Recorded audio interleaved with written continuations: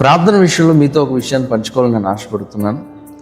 రోజుకి గంట ప్రార్థన చేయాలా, 2 గంటలు ప్రార్థన చేయాలా, 3 గంటలు ప్రార్థన చేయాలా, లేకపోతే రోజుకి 24 గంటలు కనుక 24 గంటల్లో 2 గంటలన్నర ప్రార్థన చేయాలా, ఇలా రకరకాలుగా ఆలోచనలతో మనం ప్రార్థిస్తూ ఉంటాం. అయితే ప్రార్థన చేయడం చాలా మంచిది. మరి గంట ప్రార్థన చేసినా, 2 గంటలు ప్రార్థన చేసినా, 3 గంటలు ప్రార్థన చేసినా, లేకపోతే రాత్రంతా ప్రార్థన చేసినా, లేకపోతే ఉదయకాలం అంతా ప్రార్థన చేసినా, ఎప్పుడు ప్రార్థన చేసినా మంచిదే.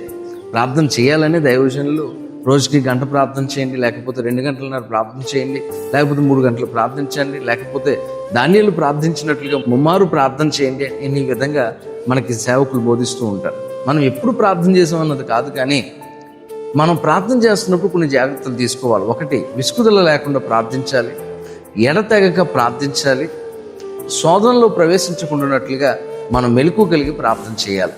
అంతేకాదు పట్టుదలతో మనం ప్రార్థన చేయాలి. ఆ విధంగా ప్రార్థన ఆసక్తి కలిగి ప్రార్థిస్తారని మీ అందరికీ కూడా ప్రభు పేర ప్రత్యేక వందనాలు తెలియజేస్తున్నాను.